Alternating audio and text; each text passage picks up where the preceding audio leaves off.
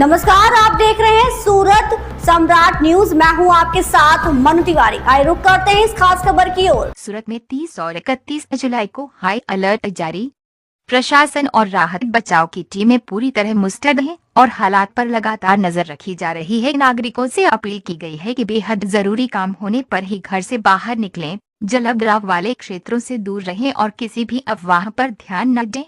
मौसम विभाग ने अगले 2 दिनों तक भारी से अति भारी बारिश की संभावना जताई है। ऐसे में सभी लोग सतर्क रहें और केवल प्रशासन तथा मौसम विभाग द्वारा जारी आधिकारिक अपडेट पर ही भरोसा करें। आइए सुनते हैं म्युनिसिपल कमिश्नर का जनता को संदेश। सूरत शहरना તમામ નાગરિકજને જણાવવાનું કે 30 તારીખ અને 31 તારીખનું જે હવા જોરદાર હવા સાથેનું ભારે વરસાદની આગાહી જે આપવામાં આવેલી છે એના તકેદારીના ભાગરૂપે સુરત મહાનગરપાલિકાની ટીમ જિલ્લા કલેક્ટરશ્રી અને પોલીસ કમિશનરશ્રીના કચેરીના સંકલનથી પૂરેપૂરું તૈયારીની સ્થિતિમાં આવી ગઈ છે। તમામ લો લાઇંગ વિસ્તારમાં જે છે આજે તકેદારીના ભાગરૂપે એવેક્યુએશન પણ કરવામાં આવશે અને લોકોને લો લાઇંગ વિસ્તારમાં રહેતા લોકોને સુરક્ષિત જગ્યાએ ખસેડવામાં આવશે। એમને તમામ સુવિધાઓ પણ આપવામાં આવશે। એની સાથે સાથે આ વખતની આગાહીમાં ભારે સ્પીડથી પવન આવવાની પણ શક્યતા છે। તો એના લીધે હોર્ડિંગ્સ અને જે સ્ટ્રક્ચર છે, શેડ છે, એવાને પણ તકેદારીના ભાગરૂપે કઢાવવા માટે ઝુંબેશ અત્યારે ચાલી રહ્યું છે।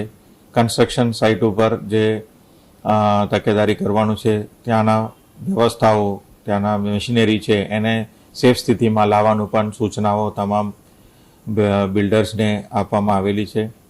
એ સિવાય હાઈ માસ્ટ જે લાઇટ્સ છે એને પણ લેવલ ડાઉન કરવા માટેનું પણ એલાયદી સૂચના આપવામાં આવેલી છે।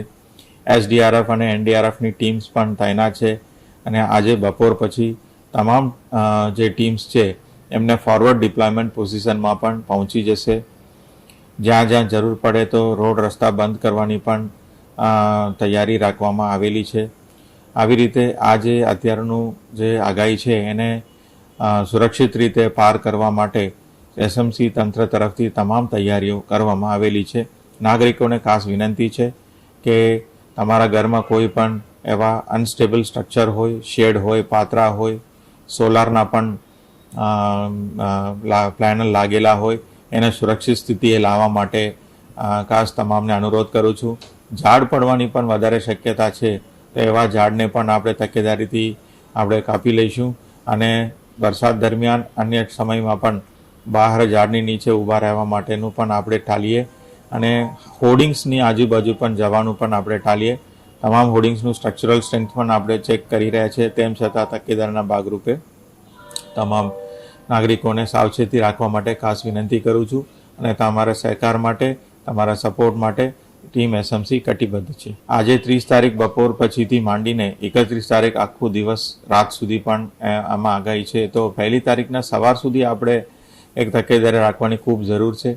અત્યારે જે ડીપ ડિપ્રેશન જે આવી રહ્યું છે બે ઓફ બેંગાલ તરફથી એ હજી સુધી આપણે બાજુમાં નજીક પહોંચ્યું નથી।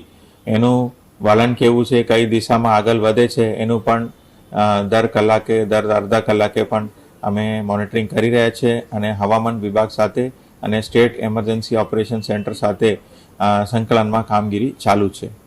इस खबर में बस इतना ही। बने रहिए हमारे साथ और देखते रहिए सूरत सम्राट न्यूज।